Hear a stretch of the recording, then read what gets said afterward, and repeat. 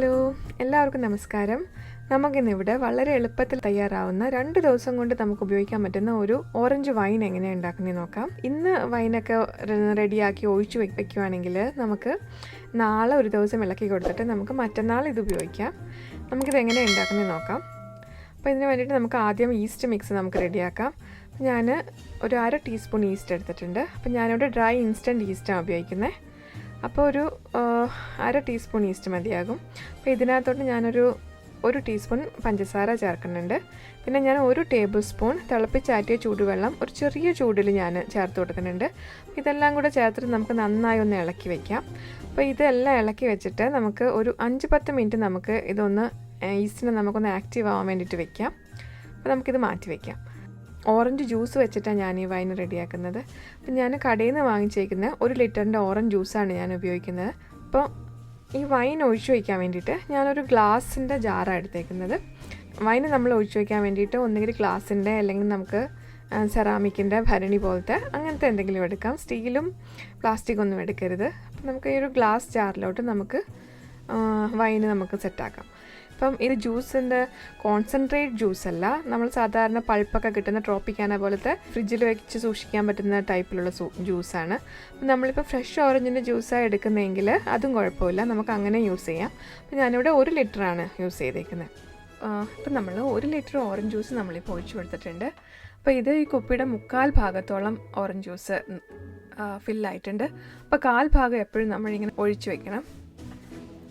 അപ്പോൾ നമ്മളെപ്പോഴും wine set ചെയ്യുമ്പോൾ ഒരു 1/4 ഭാഗത്തോളം മാത്രമേ ഫില്ലാവാൻ പാടുള്ളൂ. ബാക്കി 1/4 ഭാഗം എപ്പോഴും എംപ്റ്റി ആയിരിക്കണം. എന്തിനാന്ന് വെച്ച് കഴിഞ്ഞാൽ ഫെർമെൻ്റായി വരുമ്പോൾ ഇത് പൊങ്ങി വരും. അപ്പോൾ ആ പൊങ്ങി വരാനുള്ളൊരു സ്പേസ് ഉണ്ടാവണം. അപ്പോൾ അതുകൊണ്ട് ഒരു 1/2 തൊട്ട് 1/4 ഭാഗം വരെ മാത്രം എപ്പോഴും ഫില്ല് ചെയ്യുക. അപ്പോൾ ഇനി ഇതിനകത്തോട്ട് നമുക്ക് പഞ്ചസാര ആഡ് ചെയ്യാം. പഞ്ചസാര ഞാനൊരു 400 ഗ്രാം പഞ്ചസാരയാണ് എടുത്തേക്കുന്നത്. അപ്പോൾ നിങ്ങൾക്ക് നല്ല മധുരം വേണമെന്നുണ്ടെങ്കിൽ കുറച്ചുകൂടെ ഒരു 100 ഗ്രാം കൂടെ ആഡ് ചെയ്യാം. അപ്പോൾ ഞാനിപ്പോൾ ഒരു 400 ഗ്രാം പഞ്ചസാര എടുത്തേക്കുന്നുണ്ട്. അപ്പം ഇതിൻ്റെ കൂടെ നമുക്ക് കുറച്ച് വൈനിന് നമുക്കൊരു ഫ്ലേവേഴ്സ് കൊടുക്കാൻ വേണ്ടിയിട്ട് ഞാൻ കുറച്ച് സ്പൈസസും കൂടെ ആഡ് ചെയ്യുന്നുണ്ട്. അപ്പോൾ ആദ്യം ഞാനൊരു വലിയ പീസ് കറുവപ്പട്ടയാണ് എടുക്കുന്നത്. കറുവപ്പട്ട നമ്മൾ കൈകൊണ്ട് നന്നായിട്ടൊന്ന് ചെറിയ പീസസായിട്ട് പൊട്ടിച്ചിട്ടിടുക. പിന്നെ ഒരു മീഡിയം തക്കോലം എടുത്തിട്ടുണ്ട് ഞാൻ, ഒരു മീഡിയം സൈസ് തക്കോലം. പിന്നെ 6 പീസ് ഗ്രാമ്പൂ. അപ്പോൾ ഇത് രണ്ടും കൂടെ ഞാൻ ഒരു കല്ലിൽ വെച്ചിട്ട് ചെറുതായിട്ടൊന്ന് പൊട്ടിച്ചിട്ടാണ് ഇടുന്നത്. അപ്പോൾ നമ്മൾ 2 ദിവസം കൊണ്ട് വേഗം തന്നെ നമ്മൾ വൈൻ എടുക്കുന്നത് കൊണ്ട് അപ്പോൾ ഈ സ്പൈസെല്ലാം ഒന്ന് വേഗം നമ്മളെ വൈനിലൊന്ന് മിക്സ് ആവട്ടെ എന്ന് വിചാരിച്ചിട്ടാണ് എല്ലാം ഒന്ന് പൊടിച്ച് ചേർക്കുന്നത്. ഇനി നമുക്ക് ഈസ്റ്റ് ചേർത്ത് കൊടുക്കാം. അപ്പോൾ ഈ ഈസ്റ്റ് നമ്മളൊരു 10 മിനിറ്റ് സൈഡിൽ വെച്ചിട്ടുണ്ട്. അപ്പോൾ ഇനി നമുക്ക് ഇത് നന്നായിട്ടൊന്ന് ഇളക്കിയിട്ട് ഈസ്റ്റ് ഈ ജ്യൂസിലോട്ട് ചേർത്ത് കൊടുക്കാം. അപ്പോൾ ഈസ്റ്റ് ചേർത്ത് കഴിഞ്ഞിട്ട് നമുക്കിതൊന്ന് നന്നായിട്ട് എല്ലാം ഇളക്കി പഞ്ചസാരയെല്ലാം ഒന്ന് അലിയിച്ചെടുക്കാം. ഒട്ടും ഈർപ്പമില്ലാത്ത ഒരു സ്പൂൺ വെച്ചിട്ട് നമ്മൾ ഇളക്കി കൊടുക്കണം. അപ്പോൾ സ്റ്റീൽ സ്പൂണിനേക്കാളും എപ്പോഴും വുഡൻ സ്പൂൺ ഉപയോഗിക്കുന്നതാണ് നല്ലത്. പഞ്ചസാരയൊക്കെ അലിയുന്നത് വരെ നമുക്കൊന്ന് ഇളക്കി കൊടുക്കാം.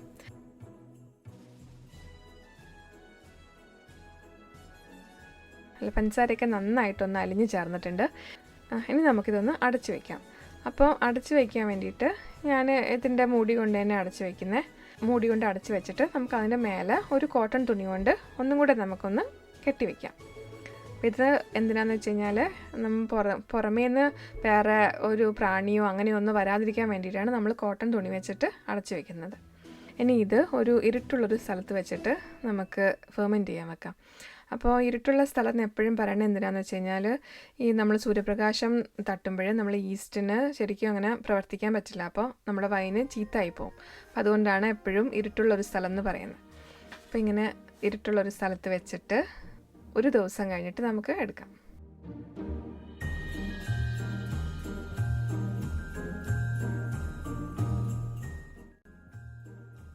ഇപ്പോൾ നമ്മളെ വൈന് ഒരു ദിവസമായിട്ടുണ്ട്. നമുക്കിതൊന്ന് തുറന്ന് എങ്ങനെയുണ്ട് നോക്കാം.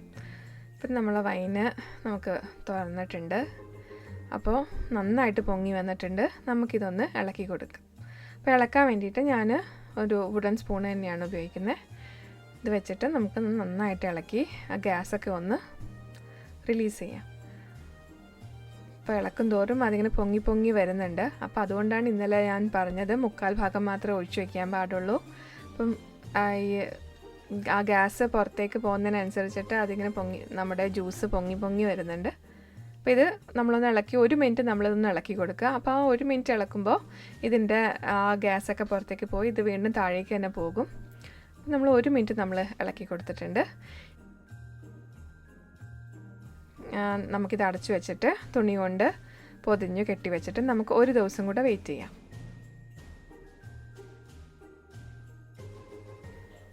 അപ്പോൾ നമ്മുടെ വൈനിന് നമ്മൾ ഒഴിച്ചു വെച്ചിട്ട് ഇന്നത്തേക്ക് 2 ദിവസമായിട്ടുണ്ട്. നമുക്കിത് നോക്കാം. അപ്പോൾ നമ്മളെ വൈനൊക്കെ ഒന്നും കൂടെ നന്നായിട്ട് പുളിച്ച് വന്നിട്ടുണ്ട്. നമുക്കിത് ഒന്നും കൂടെ ഇളക്കി കൊടുക്കാം. ഞാൻ നന്നായിട്ട് ഇതൊന്ന് ഇളക്കിയിട്ടുണ്ട്.